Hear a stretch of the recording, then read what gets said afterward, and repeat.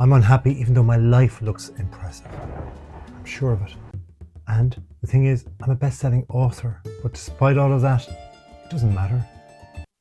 I'm feeling this way. So in this video, I'm looking at the psychological well-being of the middle-aged. And guess what? I'm the case study. I mean, I have to be honest about it. Happiness. It's something we crave. It's something I crave, for sure. And right now, I just don't feel it. Trying to be happy for happiness' sake just doesn't cut it for me. I want to be happy, but it's like everything is meaningless. And worse again, everything new is meaningless.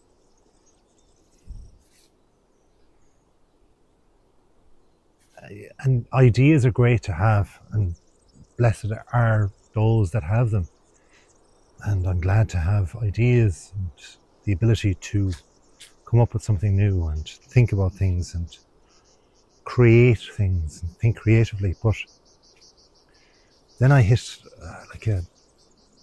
this big full stop with my ideas, with my creations. And that's just not professionally, but personally as well. Not all, of course, but some, many, more than most, more than before. Before what? Before all this unhappiness cycle began. And when I say unhappy, I mean, firstly,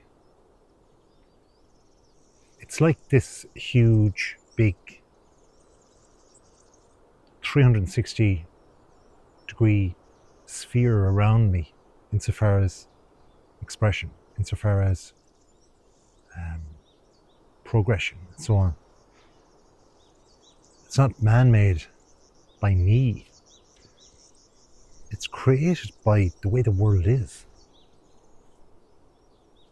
That's in one way.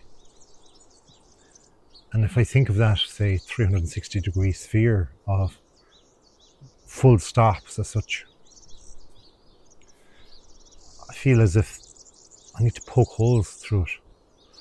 But you can look forward and look out through those holes, but trying to get yourself physically out through it, progress, is very, very difficult. And I know I'm not the only one feeling that way. At least, I won't say I hope, because I don't want anybody to feel ill of it because of that. I mean, think for a moment, if you lived in a house and were unhappy in that house because of the physical structure, maybe the carpet wasn't good enough, or maybe the windows were too old and crickety, or maybe structurally the roof wasn't working well, or whatever. Yeah, sure, you can fix those things to a certain degree, but if there's too many things underlying, like the foundation of that, it's just not a good house for you, not fit for purpose. Maybe it's haunted or whatever else, and you don't see a future in it for you, your children, or your family, or whatever. You'd move house. That'd be the logical thing to do. If you just don't get a feel, a vibe. Often when people are selling houses and homes, they say a great thing to do is to cook bread, have it in the oven, have a nice smelling salts or whatever else in the air, create that atmosphere. If you don't have that in a place that you call home, of course you're going to be uncomfortable. How can you relax in a place that is known to you as home, that you have given your life savings for, or your weekly wages or monthly salary or whatever else, wherever you get your money from, however, all your hard-earned money is popped in the box for this. But ultimately, you put the money in the box, you put the money in the account, and what good is it? I mean, really and truly, it's no good, because you don't feel comfortable. It doesn't even give you ease. In fact, it could be a dis-ease. So if you have the option of moving, great. But what if you're in a larger area, the planet Earth, and you're fond of travel, adventure, great, fantastic, wonderful, opens the mind. So goes the old saying. Sure does. But in this world we are now, as I record, it closes the mind. How can you move physically from planet Earth, the ordinary person, rather than like taking the option of going from house to house, community to community, even country to country, which many people are doing? How can you move from the Earth? Well, you go to space. Oh, jeepers, we've got people going to space now. Wonderful. Discovery, voyage, see what the human being can do. What are the limitations? None. Super. But what are we doing with our planet? How is it that if, and maybe it is just me, but that there's a squeezing of that 360-degree sphere that I am within, almost like the embryo. I was born, you were born in this way. We were protected. 9 months of protection. And then the world, the big bad world. It sure is now, that big bad world. And there's so many external things happening that it feels as if you're crushed and condensed. And that is not a good feeling at all. Now, when I grew up, I didn't have that feeling. And certainly I didn't actually have that feeling in my 20s or 30s. Maybe it is a middle-aged thing. Maybe it is. Until I communicate it, how do I know others aren't feeling that way? Until I communicate it, how do I know it's not a middle-aged thing? Until I communicate it out loud to somebody, how do I know? Or is it just me? But it seems to me the leaders of this world are leading us into a very unhappy place, an unhappy future, an uncertain and struggling present. And how are we going to find a platform from which to springboard, even if we put our money, resources, energies into it, if we can't see the projected future in front of us? That we, and I say we, because no man or woman is an island,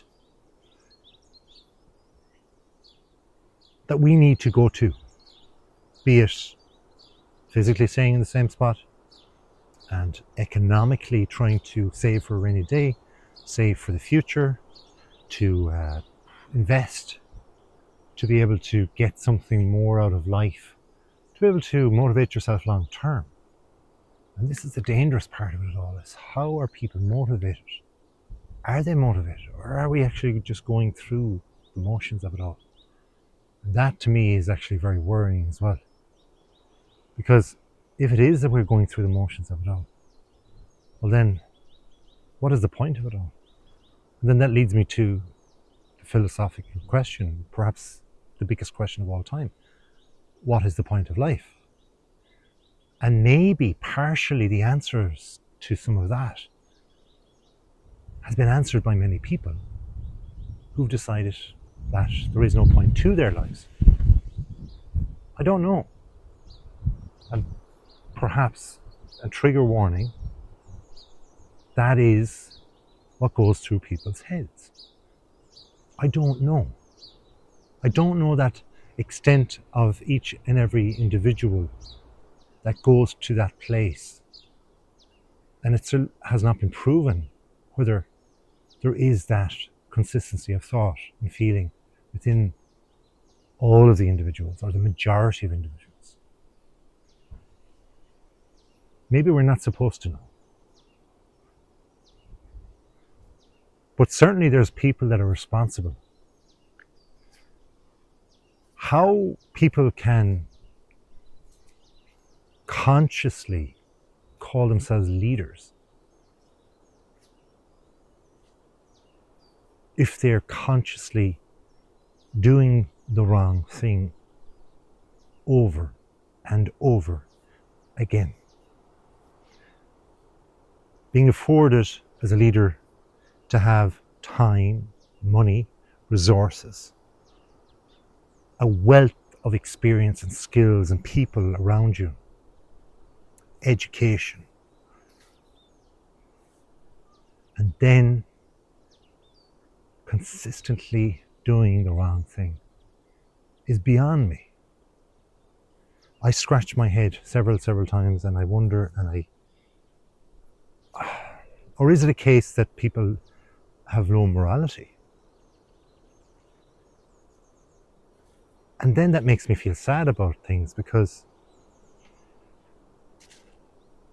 the bigger questions that we all ask ourselves, that underlying motivation to keep going along and pushing forward and doing your best and helping others and all of that. Not every human being can do that well every time. They don't have the resources, they don't have the capacity, they don't have the people around them, they don't have the skills, or maybe they can get all those things, but it takes time. Whereas you have leaders of governments who have all of those things, and they choose consciously to do the wrong thing over and over. And yet there's many millions of wonderful stories out there of the ordinary individual doing the extraordinary thing just for the good of others, maybe one other person. That doesn't matter. We're being presented with the opportunity to do the right thing or the wrong thing for another. And many of those people not only choose consciously to do the right thing, but they actually choose to do it over and over again. It's just for the sake of that story, for the sake of that time, for the sake of perhaps a witness that was maybe the person who was helped by them, who decides to make it public, that one particular instance is known. And finally, a good person, an ordinary person, an everyday person, is commended, is congratulated, is given a round of applause as an audience. And that's the right thing. Everyday heroes, super people, good thinking individuals who didn't have the opportunity and don't have the opportunity to lead others, make big decisions, mightn't have the skills, resources, and so on, and probably have a ton of bricks worth of pressure going on in their own lives. That's extraordinary. And that's why I think the leadership of that, and I'm saying this in a very general way, is about doing the right thing or doing the wrong thing. And this is the underlying stress of it all.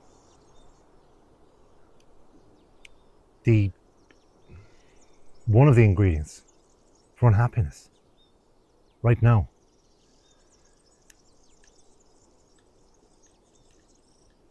You may think the answer to it all is coming from a thing us as people have created ourselves. And that would be fair enough. But I think also the creation of a lot of this has come from the acceleration of a thing that people have created. So it's man-made for the good of man, but also for the destruction of man. Riff is a researcher that's renowned and looked at the psychology of well-being in the middle-aged. They wanted to find out how adults themselves at that age group defined positive functioning, in other words, happiness. So they looked at middle-aged and older-age people. In fact, they took 171 people in all. So that means the older people could look back at the time of middle-aged and give their version of events then and now, them being older. Of course, the middle-aged, and then they could have a two-time comparison of what it is for this positive functioning. Question them on general life, evaluations, past life experiences, conceptions of well-being, and even the views of the reality of the aging process. Now, the interesting thing was it wasn't just men, it was also women. So again, you could compare both. You could say, well, are men narky or grouchy by comparison, or are females better in some way? But they found there was a commonality, that there was an others orientation between the sexes. So despite being a female or male, there was this others connection. So that meant they emphasized well-being around people. They felt that being a caring and compassionate person was so important throughout, and that self-confidence, self-acceptance and self-knowledge were really important. Now, the older people also had a little bit more in saying, and perhaps this is the wisdom, that you have to accept change. And again, the aging process was looked after here in that too. So it got me thinking again what it was that was making me unhappy.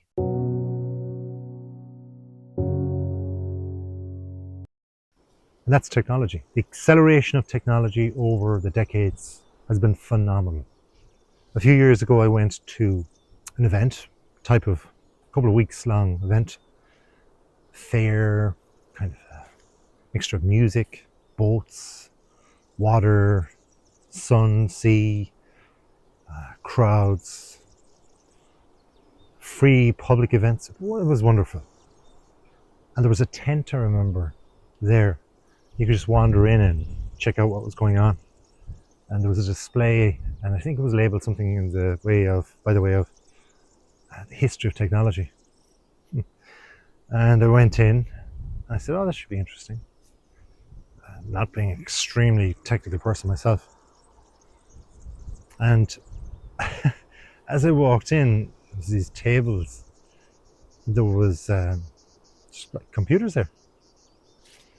And I thought to myself, okay, right, maybe this is just one entrance.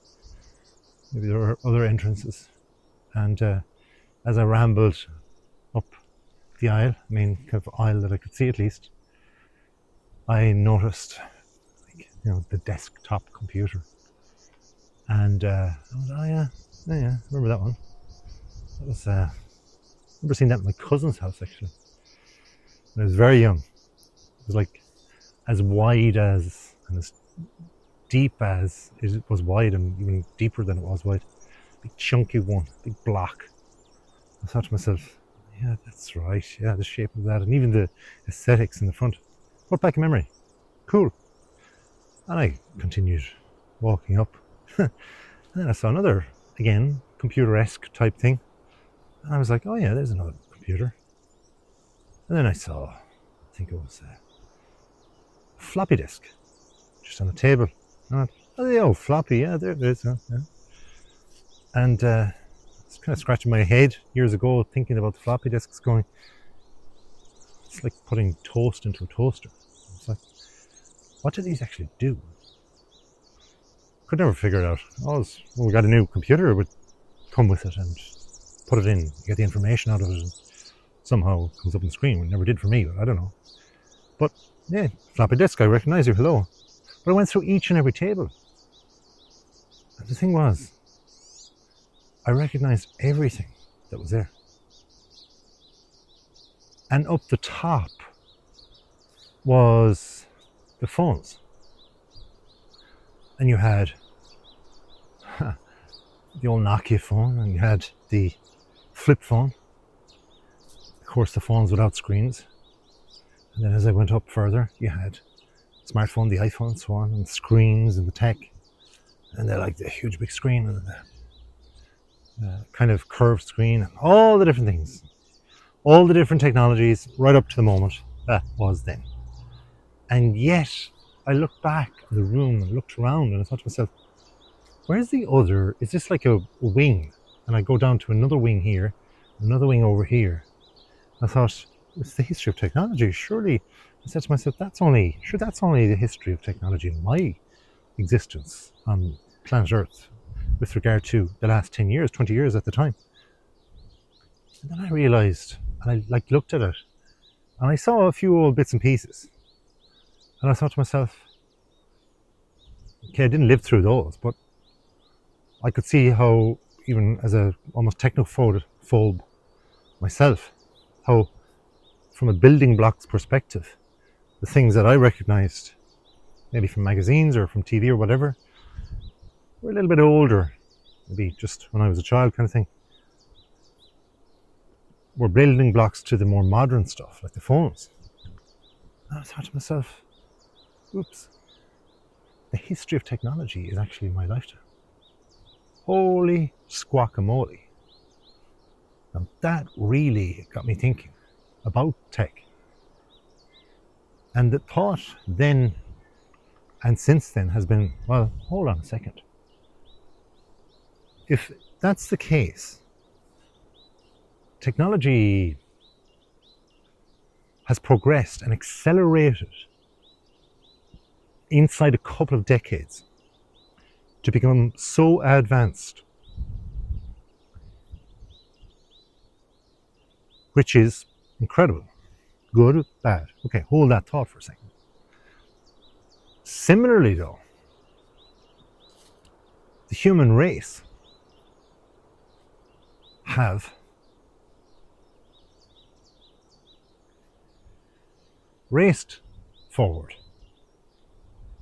And when I say raced forward, they have copulated, they have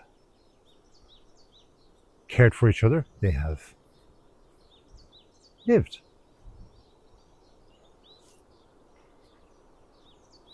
Have they progressed?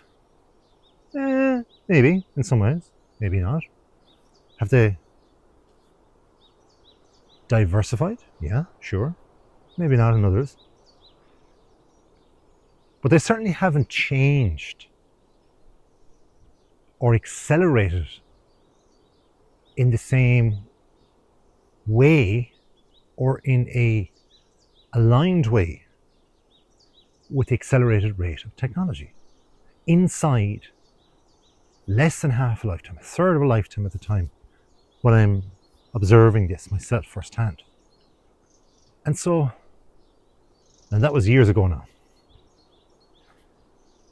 It struck me, this is not balanced. This is not good. It cannot be good. And of course, at that time then, very soon after, well, I started writing about it then. And I, being people first and trying to help others as best I can and having my qualifications generally, well, somewhat in that background, I started noticing all these behavioral things. Quirks, changes, accelerations in behavior also, with the differences and nuances of people via technology. Good and bad. And even the good stuff, I started thinking to myself, ooh, this is a simmering pot. This is going to explode. There's going to be a reaction from this. And I started writing about it, and I popped it up, and it's there. And I got invited to write bigger publications, books, and so on. And that was cool. But it was also very worrying because I could see it clearly. Because if you write something, you produce something, at least, at the very least, you should do your homework. You should have a passion in some way for it. You should, in some way, believe in it, and so on. Very much so for me at the time, with all of that. So it really began to scare me. And then, of course, at that time, the so-called experts of the world, the so-called experts of even localities where I was, started, like a couple of years later, started getting all of these kind of plaudits for, noticing these things, which I noticed before them and produced it and put, if you research this there. Anyway, point being, I've been on, and I'm not looking for any plaudits or anything like that.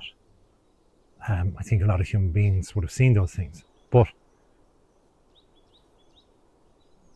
it got me on the train of thought where I thought, oops, if that simple thought being true, i.e. that the acceleration of technology is so advanced and it continues on at the same rate, or even if it slows down, human beings are not catching up.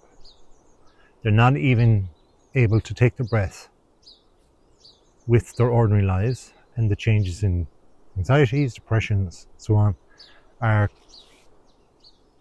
arising partially, if not all, as a result of this change in humanity.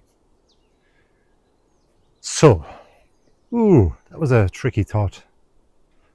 And then as I started even unconsciously noticing things, you can then see the future. You can start seeing things. And you don't have to tell everybody it. You don't have to write about it too much. You don't want to kind of make people feel uncomfortable. And of course, as I skip forward to now, this moment, there's AI, there's different things. I'm not knocking technology in general. There's lots of fantastic uses for technology. But I am knocking the acceleration of the rate with regard to the integration into the human race. That's been a problem. So what do? Do we slow things down? Or do humans change? Or is there something in between? So if we link that up now with the leadership stuff I was talking about a second ago, and the mere choice, and I'm simplifying here. I'm throwing out thoughts and I'm simplifying it. But if we link the acceleration and take that as a point, the acceleration of technology over the decades, and we continue to progress that, and then we look at the leadership, and we just, not every leader, not every country, but if we see at the top table there's quite a corrupt series of decisions being made by certain individuals. And if we were to accept that, even for one major decision, and theorizing here, you can see then how a person will be unhappy if there were, and I use this term very loosely, a global citizen. Yeah. And when I say global citizen in that regard, I mean that they love, I don't know if you can see this right beside me. They love all things that this world can bring. All beautiful things and positive things. And the wondrous things that are in this world. This little guy here beside me. The fact that he hasn't even jumped is quite incredible. The fact that he's happy to stay still, not even open his wings fully. Is he respecting me? Is there something in the human presence, in the voice? I think there is. That in itself is of huge significance that we have to be aware of going forward as human beings. And as I back away a little bit, trying to keep him in shot, you might see a little flicker or change. The guy, who knows? Keep an eye on him. But yeah, he's gone. There you go. Human presence. Amazing. And that leads me into my next point on it all. The general feeling you get from people. I've spoken about leaders, technology, Technology physically can be tin, just knock your fingers against it, makes a noise, whatever. But, wires and cables and batteries, cool. Gives it power. But a human being has blood running through their veins. Circulation. Some people have good circulation, some people have bad circulation. Some people, through their thoughts, their blood changes and it goes from one end of their body to the other. Some people get caught in between, and everybody's different. And we mix together and we jingle each other around, and suddenly we find ourselves happy or sad, angry, pessimistic, positive, changeable, inconsistent, whatever. We are human. But we tend communally to notice certain underlying things that are very basic. Feeling of being good around somebody or being bad. And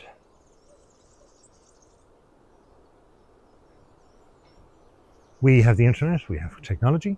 If we mix that together, we've seen through pandemic that wonderful things happened insofar as communication. People could use the likes of this video, and people could communicate, do their work from home and so on. Not be lonely. I had a mate who used to drink beer with his other mate at the end of the old Zoom, and unusual for me, but I wouldn't do it. But there you go. People found it cool, soothing, reassuring at a time. Friendship was needed, and that's fine. But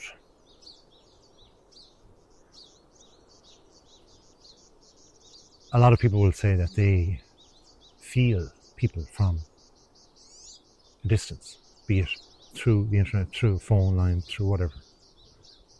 And if even a smidging of that be the case, perhaps what I'm feeling right now is a communal thing, or more, there's a lot more people feeling this. And if that be the case, maybe the people don't have to be beside me, the others that feel it. Maybe the people are 100 miles away, the next person that feels how I feel. 1,000 miles away, the very next person. Maybe then there's a whole community of people in a different country who feel it resonating. I don't know. But I bet there is. Because I cannot be the only one. I don't believe we're designed as that, as human beings. I believe there is a deeper aspect to it all. Now, I might sound a little bit over the top, so I'll slow down a little bit more.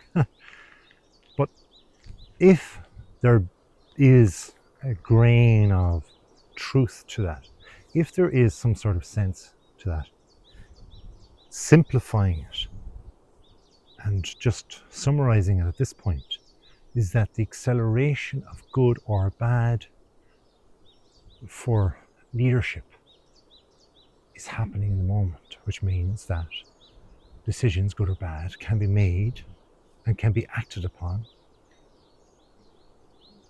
in a split second and transferred to other human beings within the same split seconds, which means the communal feeling, good or bad, can be duplicated pretty quickly. I'm not trying to say that in a bad way. I'm just trying to say it could be good too. Now, I touched upon a global type of community earlier. And another thing that I've been thinking in relation to this is legacy.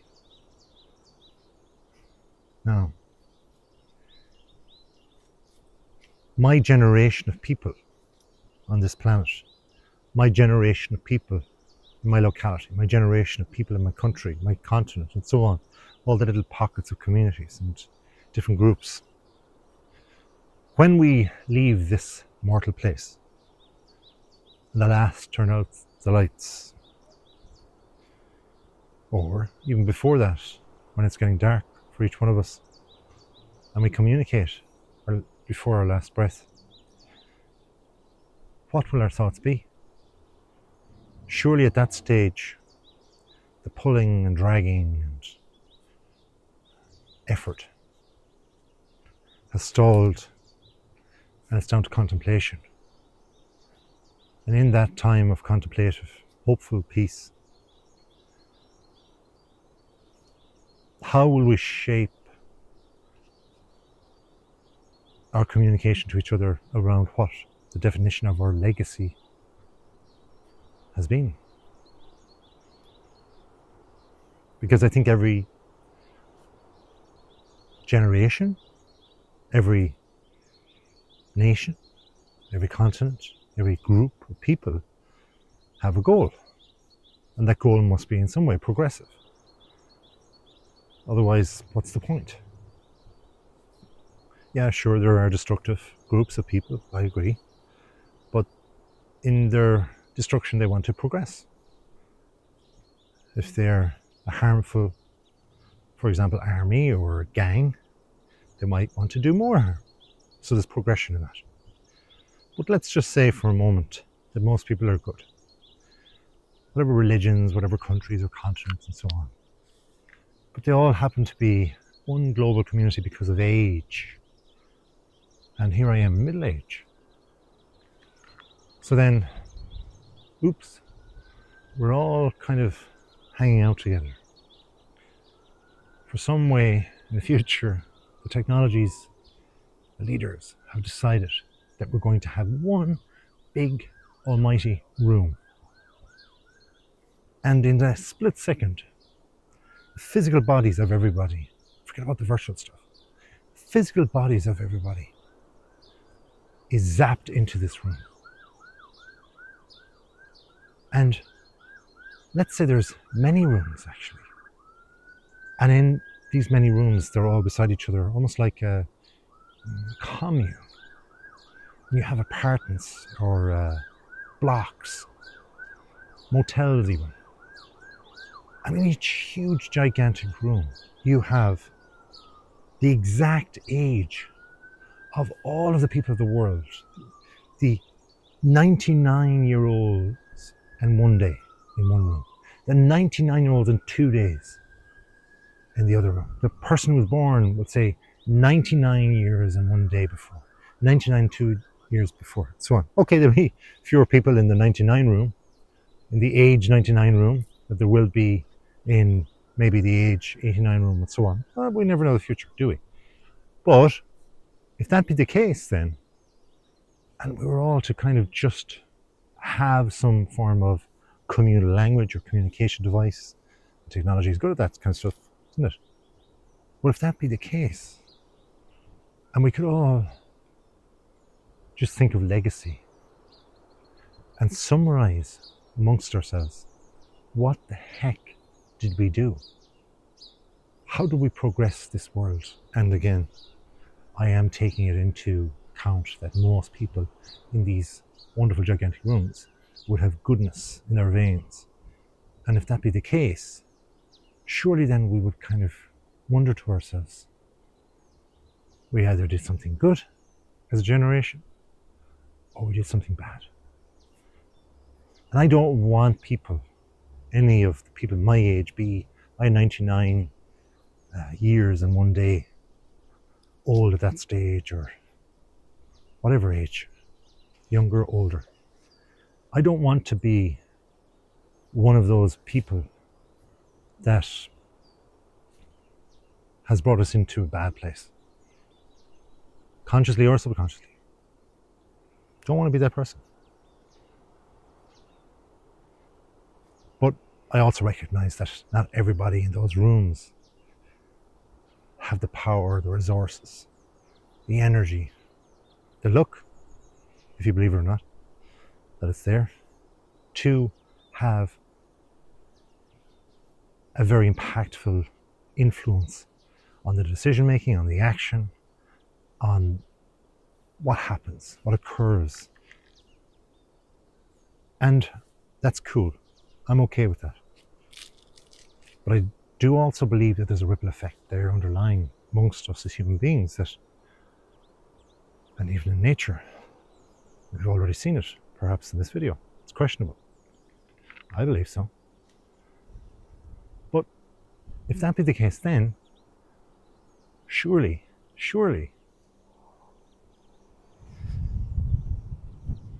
there is a power in us right now, even if only minutely, in me, in you, no matter where you are, no matter what you do, no matter what your background has been, no matter how the cards have been dealt to you. It doesn't really matter. You still have the power, I still have the power to do the good thing or the bad thing. And that can make someone else happy, or that can make you happy, or both. Now, I mentioned earlier on a memory for me, and I'm sure you can definitely relate to it, of having music and a concert and sunshine and summer and a couple of weeks of free gigs and free events and crafts and fairs and different things to be curious about, collection of people, gathering of people, wandering of people, easiness, easygoing type scenario. And when you experience that, it's like you're nice and relaxed because you know you can come back to it the following day or evening, or next following evening you can bring a friend or another friend or two friends that don't like each other, and you can separate them and still not waste your own time. It's nice. And that can be our future all of the time. There is no reason to say it cannot be. And I honestly don't think it takes an awful lot for that to be the case for everybody. So, how are we going to become more happier, to be correct with our English? Well, we have to take, I believe, one step at a time, take account of it, label your feelings, which I'm trying to do right now, and to realize that whatever you do have is fantastic. And when I say whatever you do have, I mean that too. And I'm sure you have a lot less than I have, or maybe a lot more. But then, what are we referring to when we say a lot of anything? I'm talking about every type of atom-based thing in the world. Because you'll have different meaning to some things. You'll have different value to some things that I will. It's only human nature. But happiness then, and here's the thing about it, when I say unhappy,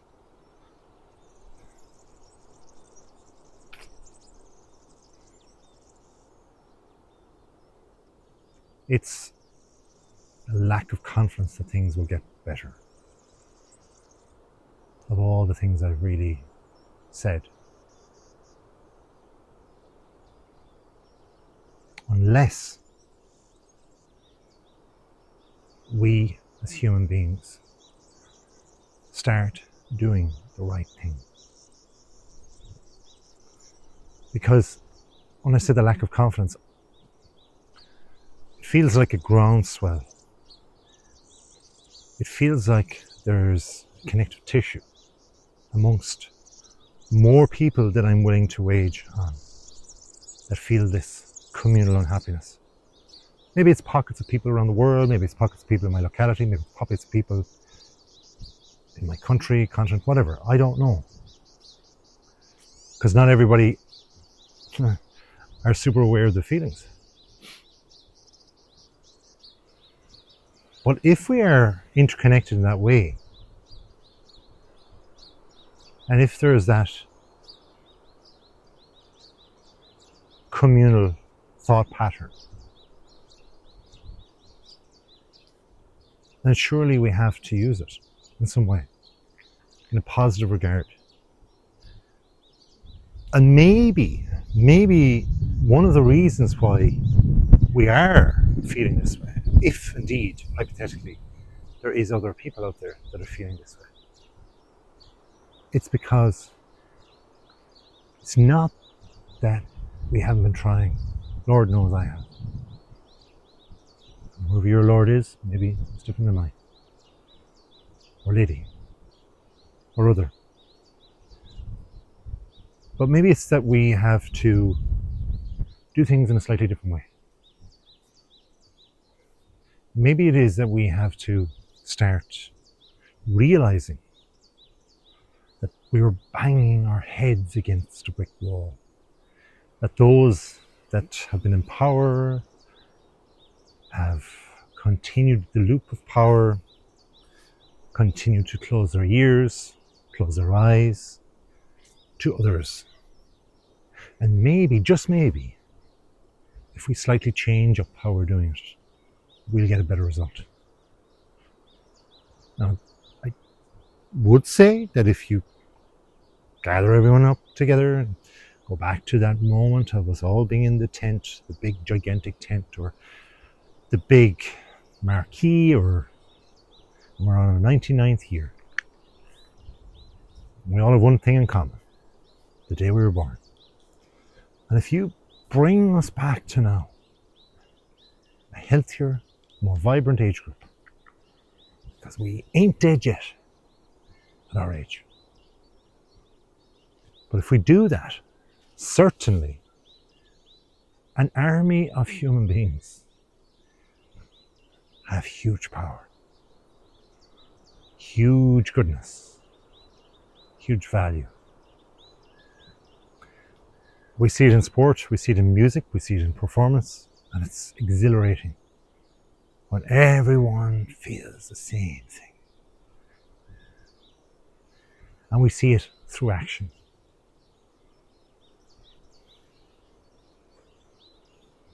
But then it only takes one, like a domino, one to fall, and the next one, and the next one, and the next one, and the next one, and we're gone. How many times have we seen in sporting contests when the champions are unbeatable? They're unbeatable, they cannot be beaten. They will win for 5 more years, 10 more years, 20 more years.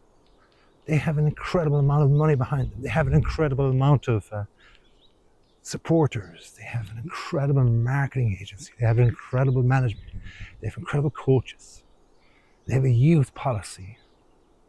They're going global, all this kind of stuff. And true, many brands, teams, etc. do have that. More often than not, they will win. But there's always a dip. And that's where one little person says something to somebody else, and they change. And things change. Time can change it, but also decisions, thoughts, feelings, communication can accelerate it. Technology now has accelerated communication. But the underlying source is the same. It all begins with a word. And that comes from a thought. That is definitely, though, a powerful way human beings as a group can change things. And we have that in our back pocket as people. We know that. That's wonderful. To have that feeling that, yeah, okay, you don't feel so good, I'll pick you up, and so will all your friends. That's a group. That's wonderful. But then there's this piece of the human And then we want this ultimate independence seeking. As children, we're born attached to the mother. We're under the watchful eye of the parents. We grow, and then we become curious. What is outside? What is away from our parents?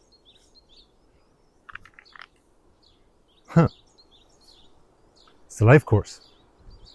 So that piece of independence then means that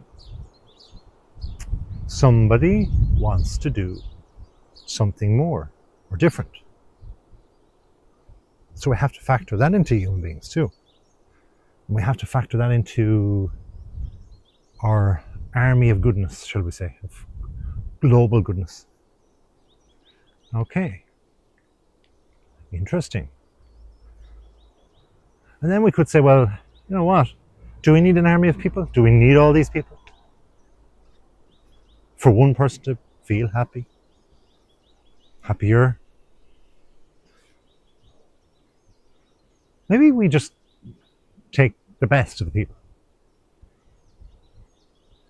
and we get them to influence the other people. There's a thought. Oops. Now I'm going down the road of something that's been done before. And sometimes in a very bad way. So let's shelf that for now. And let's go back to thinking about what can I, as an individual, do to change the script. I can try and organize a bunch of people. It might be very successful for a long time.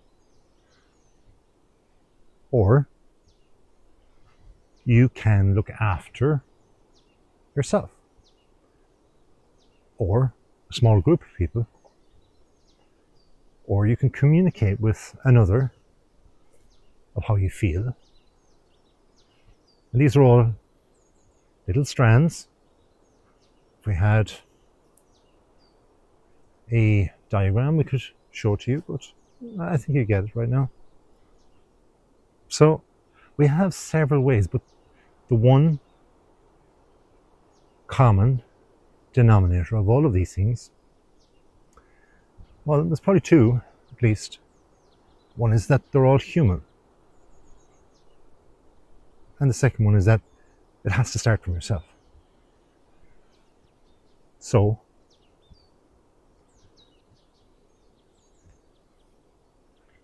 is unhappiness permanent? No, it's not. I mean, just for your ears, your eyes today, if only one person, it was just me, it's been good. I hope it's been good for you too. Thanks for watching. Please like this video. If you subscribe, comment to say that you have, and we'll look after you.